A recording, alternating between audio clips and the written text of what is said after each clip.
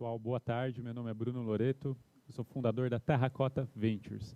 E prazer estar aqui com vocês falando mais uma vez de inovação no setor de construção e acho que principalmente falando da ascensão dos investimentos em startups nesse segmento, onde nunca atraiu tanto capital de fundo de investimento como tem atraído nesses últimos anos. E para começar a minha fala, eu sempre gosto de trazer alguns fatos, algumas notícias do que tem acontecido. E acho que essa é uma dessas notícias, uma notícia de uma empresa que vem do mercado de tecnologia conseguindo captar mais de 110 milhões de dólares com um fundo de investimento internacional. A gente tem visto isso se replicar, e esse ano a gente viu 125 milhões de reais, no caso, sendo dado pela ABC da Construção, outra empresa que veio com uma abordagem diferente, com uma abordagem inovadora, conseguindo atrair fundos de venture capital. A gente tem visto outra empresa que vem fazendo um movimento de inovação, comprando e investindo em startups, que é o caso da Duratex, que anunciou a aquisição do controle da Viva Decor esse ano. E mais recentemente, a gente tem o caso da Gerdau, que investiu na startup catarinense Brasil ao Cubo, 60 milhões de reais. Um ótimo exemplo, de novo, de uma empresa grande apoiando uma empresa nascente e colocando gasolina, colocando combustível nesse movimento de transformação digital que está impactando esse segmento. E é por isso que nós estamos aqui hoje. Nunca se falou tanto em Construtex, nunca se investiu tanto em Construtex, e acho que é isso que a gente quer compartilhar com vocês. Eu sou fundador da Terracota Ventures desde 2016, trabalhando com investimentos em Venture Capital, focado nessa indústria, focado nesse movimento. Desde 2008, trabalhando com tecnologia nesse setor, e estou muito empolgado com tudo que tem acontecido. Eu sempre falo sobre a revolução da Construtex, a revolução das startups que tem trazido inovação nesse mercado, e é bom ver agora que o volume de empreendedores acreditando nisso e de empresas acreditando nisso é cada vez maior e crescente a cada dia. E nesse sentido, eu gosto de falar bastante sobre o nosso modelo de atuação, por que a Terracota Ventures existe, o que a gente faz. Nós somos uma empresa de investimentos em inovação e tecnologia 100% dedicada a esse setor. O nosso negócio envolve apoiar algumas grandes empresas com o trabalho de advisory, apoiando na sua estratégia de digitalização, mas principalmente investindo em startups promissoras que chegam a esse segmento. Hoje nós temos no nosso portfólio o Incasa, que é uma plataforma de venda imobiliária, o Orça Fácil, que é uma solução para o mercado de orçamento de obras, a Rede Vistorias, que é líder em vistoria imobiliária no Brasil, e também o Instacasa, que é uma plataforma para o mercado de loteamentos. Nós queremos investir em mais de 20 empresas ao longo dos próximos 4 anos, no Brasil e também no exterior. Recentemente, nós anunciamos o Terracota Warriors, que é o nosso primeiro veículo de investimento, onde a gente tem trazido capital para impulsionar os investimentos em tecnologia nesse setor.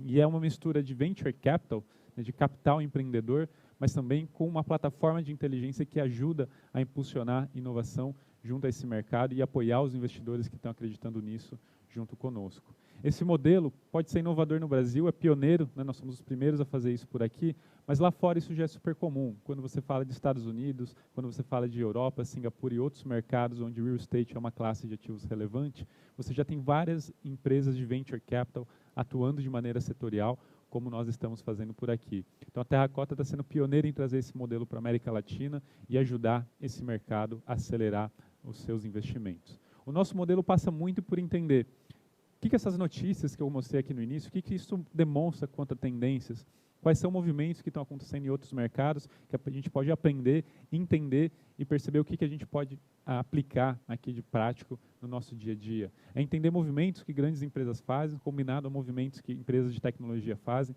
para antecipar situações e identificar oportunidades. Então nós temos o que chamamos de radar Terracota, que é uma forma de identificar tudo isso, de compilar tudo isso e conseguir, com base nisso, direcionar as melhores decisões e identificação de oportunidade. E nesse sentido a gente tem conseguido atrair investidores no Brasil inteiro, isso é muito importante, e com uma proposta muito clara. O que a gente quer com isso? A gente quer promover acesso às melhores oportunidades, a gente quer gerar retorno financeiro, nós queremos que esses investidores participem do ecossistema e consigam gerar retorno de forma direta e indireta em quem vem nesse projeto conosco. E aí eu estou aqui para falar da ascensão desse movimento de inovação no setor, o que tem acontecido, o que foi a evolução nos últimos anos quanto o ecossistema de Construtex e PropTex no Brasil. E nesse sentido, é legal começar entendendo que nós estamos falando de um mercado, de uma classe de ativos que é extremamente importante, mas que vive uma dualidade, uma situação ambígua. Ao mesmo tempo que você tem uma realidade de grandes prédios luxuosos com VGV bilionários, você tem às vezes a poucos quarteirões o oposto, né? Uma família numa situação de uma moradia não digna de se viver, que precisa de muitas melhorias, que simboliza, né, o problema que a gente tem de déficit habitacional, que impacta mais de 7,7 milhões de famílias apenas no Brasil. Então, no mesmo mercado, a gente tem oportunidades e necessidades que vão desde o altíssimo padrão até a extrema baixa renda. E tem vários estudos que falam sobre o quanto esse setor ainda é analógico, né? Especialmente o quanto ele ainda pode adotar de tecnologia nos seus processos de negócio. O setor de construção é a segunda pior atividade construtiva em termos de digitalização, e a atividade de real estate, a atividade imobiliária, ela é mediana. Então tem muito espaço ainda para se inovar e para melhorar. E a grande consequência disso é que os índices de produtividade desse mercado estão estagnados, não nos últimos 3, 4 anos, mas nas últimas 3, 4 décadas. Isso é muito impactante. E quando nós observamos as novas tecnologias que têm surgido e impactado todas as indústrias, temos como um exemplo disso a inteligência artificial, a capacidade de gerar decisões, de otimizar decisões a partir de inteligência de máquina.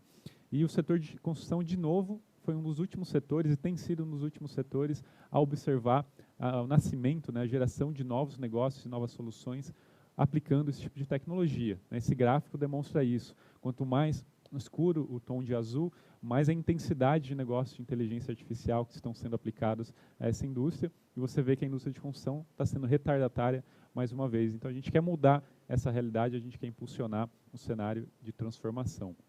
E quando nós falamos de tecnologia aqui, é importante entender que tem dois pilares, né? Pode ser uma tecnologia que eu vou utilizar dentro de casa, então uma tecnologia que eu vou utilizar para ser uma empresa mais inovadora, uma empresa mais eficiente, e conseguir com isso ter um modelo de negócio disruptivo, muitas vezes tornando modelos tradicionais obsoletos, mas eu posso ter também uma tecnologia que eu vou vender para o mercado e vou conseguir ajudar o mercado e as empresas do mercado a serem mais eficientes, seja uma tecnologia que eu venda sob o formato de software como serviço ou algum outro modelo de negócio. Então, esse tipo de oportunidade, nos dois casos, é o que nos interessa como uma empresa de Venture Capital. Tem vários estudos que falam sobre o que são as grandes apostas de futuro, o que são as grandes tendências que vão, de fato, transformar esse segmento. Eu já há 2 anos falo bastante dessa referência, que é o The Future of Construction, que mostra 10 tecnologias impactantes para o setor. E por que eu mostro isso há 2 anos? Né? Porque pouco se mudou na última década em si, em termos de acreditar o que vai mudar o setor. Então a gente não está falando necessariamente de invenções ou de novidades. Os temas muitas vezes são os mesmos, mas à medida que a tecnologia vai evoluindo e o mercado vai evoluindo, a adoção vai sendo cada vez mais rápida, o custo de implementação vai sendo cada vez menor, e a combinação de todas as tecnologias que pode gerar negócios disruptivos e realmente inovadores. Então imagina o que vai ser da construção quando você combina projetos plenamente construídos e sendo utilizados por meio do BIM, com inteligência artificial e um processo de construção autônoma. A combinação disso, às vezes, é o que vai gerar um negócio de fato diferente e permitir um nível de entrega de valor que a gente jamais viu nesse segmento, atacando aquele problema que a gente falou lá no início de déficit habitacional. Além disso, a gente tem visto e falado nos últimos meses, especialmente desde a pandemia, da construção modular e seus benefícios. É uma forma de se construir que pode ser muito mais sustentável, muito mais eficiente, num ciclo de obra 50% menor. Vários estudos têm trazido os benefícios desse tipo de trabalho, e a gente começa a ter casos de sucesso de quem apostou nisso e começa a colher os seus frutos. Então, são várias as evidências que mostram que tem inúmeras oportunidades de como inovar e onde inovar no mercado de construção e setor imobiliário, e é isso que as startups têm promovido. E aqui eu falo um pouquinho sobre como é que tem sido essa evolução no ecossistema nacional, desde que a palavra, né, o termo Construtec foi cunhado lá em 2017. A gente vai ver como tem sido relevante, né, a ascensão desse mercado, e os números têm provado isso. Quando eu comecei a mapear o que acontecia em inovação nesse setor, essa foi uma referência, né, que pesquisando no Google eu encontrei. O primeiro mapa, ou talvez um dos primeiros mapas, falando de Construction Tech, um produto, né, um trabalho gerado pela CB Insights, uma empresa americana, que compilava lá na época 40, 50 empresas de tecnologia que inovavam nesse setor. Naquele momento tinha só uma empresa brasileira, que hoje inclusive nem existe mais, mas eu fiquei muito provocado a entender por que tem só isso de empresas? Será que não existem outras? Como é que a gente faz para descobrir outras empresas que estão atuando no Brasil da mesma maneira? E eu encontrei esse mapa falando do mercado de fintech, né, o fintech Radar. Na época, dezenas de empresas inovando no Brasil, isso era 2016 para 2017, e me chamou a atenção a amplitude que já tinha no nosso mercado nacional. Então, por que não fazer a mesma coisa no setor de construção? Onde estavam os mapas, né, das Construtecs no Brasil? Não existia.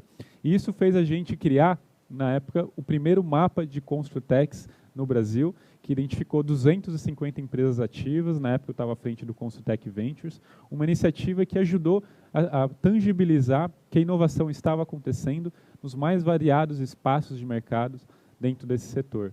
Então isso permitiu a gente perceber que em diferentes subsegmentos dentro da cadeia tem muita oportunidade, tem muita gente já fazendo diferente, isso há 3, 4 anos atrás. No ano seguinte, o mapa tinha 350 empresas, 350 startups inovando na forma de fazer negócio. Um ano depois, eram mais de 500 empresas trazendo suas soluções para o mercado. E esse ano, no último mapa que a gente publicou na Terracota Ventures, são mais de 700 startups ativas entre Construtecs e PropTechs no Brasil. Um crescimento extremamente expressivo, esse ano seguramente a gente vai bater com mais de 800 startups ativas inovando nesse segmento. Então percebam como os empreendedores estão acreditando mais nisso, o mercado está adquirindo mais soluções tecnológicas e tudo isso está promovendo a mudança em uma direção. Quando a gente observa quando essas empresas nasceram, fica nítido que esse movimento começou especialmente a partir de 2011, 2012, e o mais interessante é que no auge da crise no setor imobiliário é onde a gente teve o auge de criação de negócios inovando nesse mercado. Mas esse é o mesmo fenômeno que a gente viu acontecer nos Estados Unidos pós-crise do subprime, o mesmo comportamento. E aqui, apesar de parecer, no gráfico, o movimento não está caindo, pelo contrário, ele continua em ascensão, mas evidentemente tem muita empresa que já nasceu, está 1 a 2 anos no mercado e que a gente ainda não sabe que ela existe. Então, na prática, esse número de 2020, 2019 vai sendo atualizado ao longo dos próximos meses. Então, a gente está muito confiante, né, de como o mercado tem reagido a esse momento de crise e, de certa maneira, tudo que iria acontecer em termos de digitalização foi acelerado em pelo menos 5 a 10 anos. Então, esse boom deve ser ainda maior. E quando olhamos para a representatividade do setor, em meio a todas as startups que existem no Brasil, a gente vê que há 3, 4 anos atrás era mais ou menos 3,5% das startups no Brasil, hoje esse número já chega a quase 6%, o que é muito mais condizente com a relevância que o setor tem na economia como um todo, e tende ainda a crescer e ganhar espaço em vários submercados. Sobre a ótica de investimento, também é muito interessante, né? A gente deve publicar em breve um report com dados atualizados, mas se a gente compara 2018, 2019 e 2020, 2018 a gente tinha um pouco mais de 500 milhões de reais investidos em startups, foram mais ou menos 20 transações. 2019 a gente já teve um recorde, 1,8 bi de reais aproximadamente investido em startups nesse mercado, um grande case de sucesso como o Quinto Andar, né, o primeiro unicórnio nesse setor, e esse ano até setembro a gente já estava batendo aí quase 1,3 bi de reais. Mas o mais impressionante é que no ano da pandemia, com toda a crise que estamos vivendo, o número de rodadas de investimento cresceu mais de 70% de um ano para cá.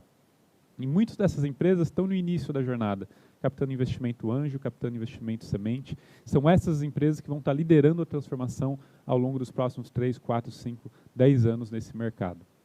E esses são alguns dos fundos de Venture Capital mais famosos no mundo como um todo, que investem nas mais variadas indústrias, que têm casos de sucesso já de investimentos em players como Uber, como Airbnb, como Facebook, e eles também estão investindo nas startups de construção e setor imobiliário no Brasil. Todos esses fundos já têm pelo menos um investimento realizado por aqui e têm intenção de aumentar as suas apostas nos próximos anos. E nesse movimento, como que as startups, né, que tem surgido de novo, que a gente tem visto aí de empresas que vale citar e que devem se destacar nos próximos anos? Eu sempre gosto de trazer os exemplos, porque muitas vezes quem está assistindo não conhece. Então, é uma forma também de dar visibilidade e conseguir compartilhar algumas das inovações que estão surgindo. Uma dessas empresas é a Fix, né? Outro dia saiu uma matéria, a uberização dos serviços. Uma empresa que ajuda a conectar prestadores de serviços de pequenos reparos residenciais com quem tem a necessidade, com quem tem a demanda, inclusive envolvendo a imobiliária, envolvendo a administradora de condomínio, para ajudar a mediar situações que eles são responsáveis. Então, uma empresa que ajuda tanto no aspecto de resolver um problema do cliente, mas ajuda também em impacto social, uma empresa que ajuda a gerar emprego, gerar trabalho, para uma mão de obra qualificada que às vezes não tem originação de demanda nesse contexto digital. Então a Fix é um ótimo exemplo de uma das startups que surgiu aí nos últimos 2, 3 anos, que deve despontar nesse futuro cada vez mais. Outra empresa que surgiu recentemente, que anunciou a rodada de investimento, foi a Oico, né, uma empresa fundada por 2 empreendedores com alto potencial, vieram dos Estados Unidos para empreender aqui, brasileiros, mas que estavam estudando lá, e que acreditaram no potencial que tem o mercado de reformas. Como é que eu trago mais digital, como é que eu trago mais eficiência para o mercado de reformas comerciais ou residenciais. É o mesmo caso da Boomerang, que também está focando no modelo de negócio de tornar o equipamento tão fácil de alugar como você tem em qualquer contratação de serviço. Então, uma empresa que está apostando em você poder contratar, né, uma simples transação, como você pede um Uber, um equipamento que você precisa para um uso pontual, né, vou furar uma parede, vou pendurar um quadro, posso contratar a solução de ferramenta via locação por hora e não necessariamente por um longo ciclo de contrato. A gente tem visto empresas atuando em nichos específicos, como a Engelink no mercado de condomínios. Eles ajudam o síndico a otimizar o seu processo de contratação, tanto de mão de obra quanto de material, trazendo mais eficiência para essa transação, que muitas vezes tem aspectos técnicos envolvidos e que complicam um pouco a vida do morador e de quem está administrando aquela comunidade. Outra empresa que vale citar é a DataLand, uma startup recém-criada, mas por fundadores experientes no mercado de Big Data e trazendo uma tecnologia que pode ajudar a especificar qual que é o produto imobiliário que eu deveria desenvolver naquele terreno. Então, um ótimo exemplo de quem está trazendo racionalidade para um processo extremamente crítico que vai influenciar nos próximos 5 anos daquela comunidade, daquele bairro, daquela habitação ou de quem comprar aquele imóvel, trazendo mais inteligência baseado em dados. Né? Um ótimo exemplo de empresa que está alinhado com as tendências que a gente viu lá no início.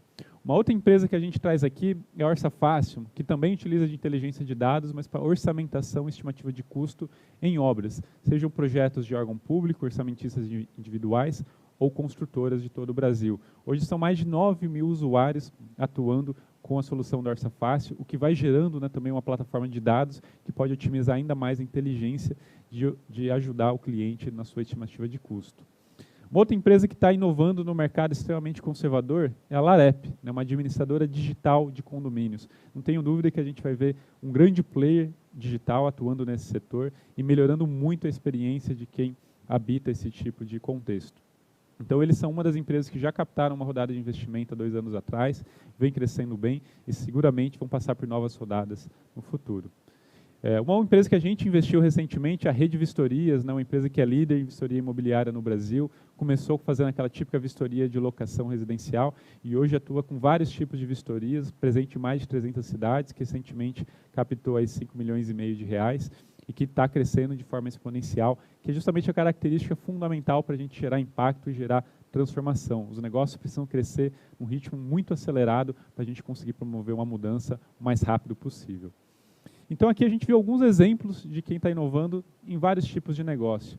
Mas e a construção modular? Nesse ano da pandemia, se falou muito em construção modular, industrialização do processo construtivo, então não podia deixar de trazer aqui alguns casos de empresas que estão olhando para isso. E quando falamos de construção modular, eu gosto muito de algumas referências internacionais, como o caso da Plant Prefab, uma empresa americana investida pela Amazon, que tem, na sua visão de negócio, em algum momento está vendendo, né, casas, residências via o seu marketplace. E hoje, se você entra no site da Plant Prefab, a experiência que você vai observar é muito semelhante à experiência de uma montadora de veículos. Você consegue escolher uma série de combinações de módulos residenciais, definir o que você quer, então, no seu conjunto, né, na sua casa. Isso já gera, né, o valor de quanto isso vai custar e você já pode sair de lá fazendo um pedido. Então perceba como conceitos que hoje a gente tem em outras indústrias começam a chegar ao mercado de construção e setor imobiliário, combinando um método construtivo, combinando um novo modelo de negócio e uma nova experiência que você consegue gerar para o seu cliente. Um outro caso muito semelhante é da Blockable, uma outra startup que tem surgido lá fora com sucesso, que traz essa lógica de customização em massa, de construção modular, só que muito apoiada em usar a metodologia deles junto a players do mercado, entrando com a inteligência de como é que eu concebo um projeto, né, residencial modularizado, combinando a expertise local do incorporador com a expertise fabril da Blockable que tem o processo industrial. Então, esse tipo de combinação a gente deve ver cada vez mais e está muito alinhado com o que a gente já tem visto por aqui. A Tec Verde, início do ano, anunciou a venda de participação para um grupo multinacional consolidando, né, um caminho que ela já vem perseguindo há 10 anos, de ser talvez o principal, um dos principais players de construção industrializada no Brasil, baseado em madeira, sustentável e com uma competitividade de custo tão grande ou melhor do que os processos tradicionais. É o mesmo caso da Brasil ao Cubo, que eu comentei lá no início, que foi investido pela Gerdau, né, nas últimas semanas, que surgiu, né, em meio à pandemia e que ganhou evidência em meio à pandemia, em virtude de ter construído hospitais no Brasil em 30, 40 dias, um tempo recorde que jamais foi visto. E por que ela consegue isso? Consegue isso graças à sua metodologia e seu modelo de negócio usando de construção modular. Então, esse tipo de negócio a gente deve ver cada vez mais, que traz uma série de novas possibilidades e propostas de valor para essa indústria tão importante da construção civil. A gente tem ainda uma nova geração de empresas que vão surgir ou que estão dando seus primeiros passos, como a NOA. Né? Hoje mesmo saiu uma notícia falando da NOA no Globo, sobre como que ela está tentando trazer inovação, construindo prédios de madeira acima de 10, 12 pavimentos para uso comercial nos grandes centros urbanos, trazendo o apelo da sustentabilidade, da experiência de quem habita aquela construção, mas trazendo uma melhor performance financeira para o modelo de negócio e para os seus investidores. Então é um ótimo exemplo também de construção modularizada que deve se desenvolver ao longo dos próximos anos. Mas o que a gente pode, né, esperar para o futuro? O que deve surgir aí nos próximos 2, 3, 4 anos em termos de tendência, não de tecnologia, mas de movimentos de inovação que vão impactar esse mercado? Eu selecionei aqui alguns aspectos, mas eu acho que o principal a entender é que quando a gente fala de inovação, eu gosto muito desse framework que combina, né, organiza um pouco a forma de você encaixar cada uma das startups que estão surgindo. Tem uma série de inovações que elas vão impactar o negócio principal da empresa, o core business. E o core business, ele basicamente é uma área onde você tem pouca incerteza quanto ao modelo de negócio e pouca incerteza sobre a solução, sobre o produto. É algo que você já faz muito bem há muitos anos. Só que essa matriz é uma relação, né, no eixo XY, que você tem um grau maior de incerteza em termos de mercado à medida que você avança numa direção e um grau maior de incerteza em termos de tecnologia, né, de o que exatamente é o produto que o cliente quer, que tipo de tecnologia você vai usar, o quão madura é aquela tecnologia ou não. Então, a gente consegue, né, organizar a nossa visão a partir de quadrantes e tudo aquilo que tem de startups surgindo no Brasil pode, de alguma forma, se encaixar dentro desses contextos. E por que isso é importante? O estágio, né, a forma que a startup se encaixa num contexto de inovação numa grande corporação, vai impactar como que pode acontecer uma transação entre as partes. E da mesma forma, né, a startup é uma jornada que pode ter várias etapas, né, até ela ter sucesso ou até ter fracasso, e cada etapa que a empresa passa, ela precisa de um tipo de capital, de um tipo de cliente, de um desafio diferente no desenvolvimento do seu negócio, e acho que cada vez mais a gente vai tendo massa crítica e pessoas que entendem as necessidades para cada tipo de fase, e inclusive investidores que atuam em cada tipo de etapa. Então, para quem está no início, o melhor dinheiro, o melhor capital é o capital do investidor anjo, que vai botar a mão na massa, vai ajudar esse empreendedor a desenvolver o negócio, mas é também o capital do cliente, né? São os primeiros clientes pagantes que acreditam no produto e vão investir em contratar a solução, mesmo que ela não esteja 100% desenvolvida. Na medida que você evolui, você precisa de capital para acelerar o crescimento, você precisa de capital e grandes rodadas de investimento para ganhar mercado e levar a mais pessoas ou mais empresas uma solução que você já validou uma pequena amostra do seu nicho de atuação. Então, entender esse ciclo é fundamental para otimizar o resultado que você pode gerar no seu mercado. E aí, uma coisa que vai acontecer é as grandes empresas que já vêm fazendo inúmeros programas de inovação aberta continuar acelerando isso, continuar inovando na sua forma de atrair essas startups, como esse programa da Souvenir, né, uma das empresas grandes tradicionais em busca de startups no setor. Então, a gente deve ver mais e mais iniciativas com esse tipo de característica. Um outro tipo de projeto que a gente deve ver de inovação é a colaboração, né, a união de empresas que querem promover inovação nesse setor. E aqui 2 exemplos disso, né, duas empresas tradicionais, MRV e Vedacity, juntas, atacando, né, uma determinada necessidade, olhando para um tema em comum. E o Meet Hub, né, um projeto de hub de inovação, uma comunidade de inovação que aproxima mais de 11 empresas do setor, como Cirela, como Alphaville, como Duratex, Gerdau, TIG, inclusive B3, Superlógica. Então, você tem empresas de vários segmentos buscando um objetivo comum, que é inovar no mercado que todos estão conectados. Então, esse tipo de colaboração ou de coopetição, que é a colaboração, inclusive, entre competidores, vai ser cada vez mais frequente.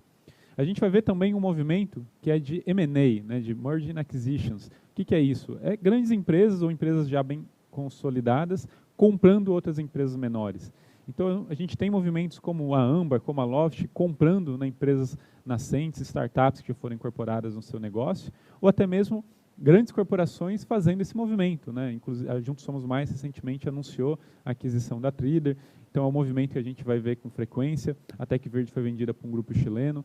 Então esse tipo de movimento é fundamental para fechar um ciclo. Você dá liquidez para o investidor que consegue ter o seu retorno, você dá liquidez para o empreendedor que seguramente vai voltar para o mercado a criar um novo negócio ou vai investir em outras empresas, e você traz inovação para uma empresa grande, já capilarizada, que pode impulsionar o acesso àquela solução inovadora. Então essa é uma tendência que, sem dúvida, vai impactar nos próximos anos esse mercado.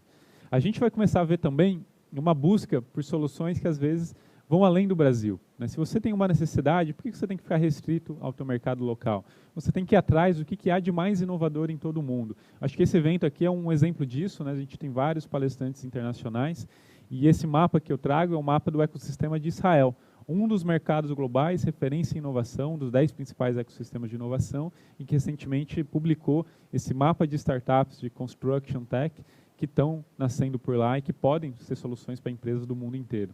Então, acho que as grandes empresas, ou mesmo empresas menores, vão buscar agora romper fronteiras e encontrar inovação onde quer que ela esteja. A gente vai ver também uma operação de investimento em startups, de corporate venture. A gente vai ver cada vez mais frequente as grandes corporações já alocando parte do seu budget para investir em novos negócios, em apostas arriscadas, mas com alto potencial, como o caso da Gerdau, que anunciou um fundo de 80 milhões de dólares sediado no Vale do Silício para investir em empresas do mundo inteiro. Então, esse tipo de movimentação é fundamental porque traz não só o dinheiro, mas traz uma expertise, né, um acesso ao mercado, um smart money que nós falamos, que complementa muito bem o mercado de venture capital. Para ter uma ideia, 50% do capital investido no mundo em empresas de tecnologia vem das grandes corporações, das empresas tradicionais. A gente fez um estudo com a Deloitte esse ano, que questionou, né, qual é a intenção ou quais os movimentos de inovação que as empresas vêm fazendo, e chamou a atenção que quase 30% das empresas do setor demonstraram a intenção de estar investindo em startups. Então, um número bastante impactante que mostra que não é algo só para as grandes corporações. Empresas regionais, líderes nos seus mercados ou buscando ascensão, também querem apostar em novos negócios e se associar a empresas de tecnologia. E nesse movimento, a gente tem visto a ascensão, né, do que a gente chama de corporate startups, que são as startups corporativas. As grandes empresas estão aprendendo a como também inovar, criando dentro de casa as suas células de novos negócios, as suas startups, que permitem apostar num novo negócio com agilidade, mas também tendo os benefícios, né, de ser uma empresa grande, que pode acelerar muito o desenvolvimento daquela ideia de negócio. Então, a Desenrola é um exemplo disso, uma empresa que nasceu para ser concorrente do Quinto Andar, mas criada dentro de um contexto da Brasil Broker, uma das maiores imobiliárias do país. A gente tem também movimentos como a Kenlo anunciou recentemente, que é uma iniciativa que nasceu a partir do Ingaia, né, um player de tecnologia no mercado imobiliário já bastante conhecido, com 400 milhões captados para investimento imobiliário, em crédito imobiliário. Então, mostra como, às vezes, a inovação pode vir tanto da startup para a grande empresa, como da grande empresa para a startup. Outro movimento que a gente viu, né, recentemente, e que para muita gente ainda é novidade, é o Venture Debt, que é uma nova modalidade de você ter acesso a capital, onde você consegue crédito. Quem empreende no Brasil sabe o desafio que é conseguir crédito se você não tem ativo real em garantia. O que você oferece em garantia para uma instituição financeira para conseguir um crédito quando você está começando? Você não tem o que oferecer. Por isso que muita empresa vai atrás de vender participação na sua empresa, vai atrás de investidor profissional, de venture capital, para conseguir capital e acelerar o seu crescimento.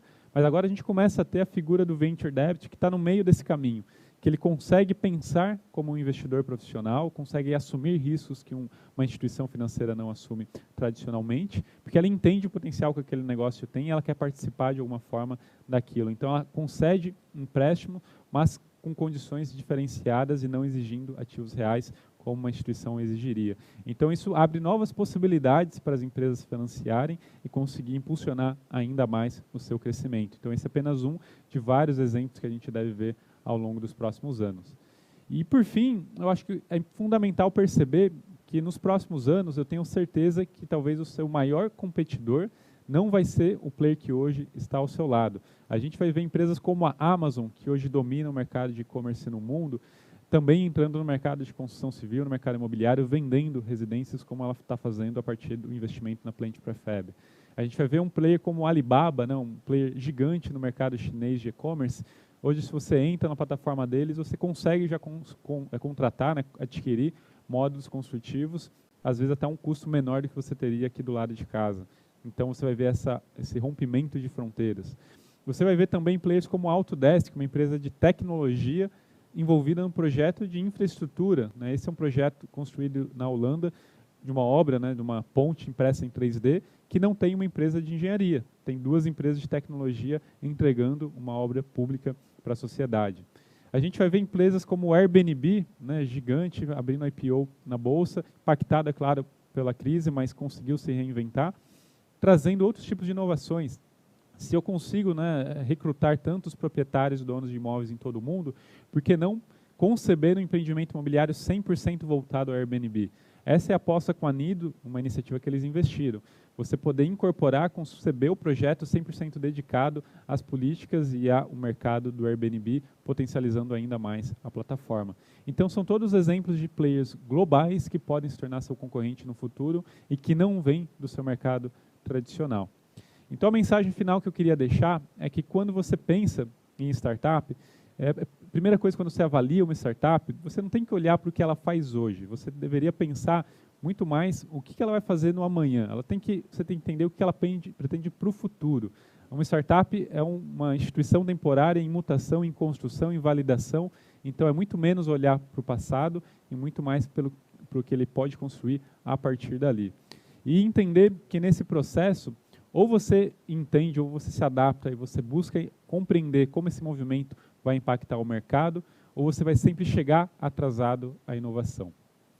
É isso que eu tinha para compartilhar.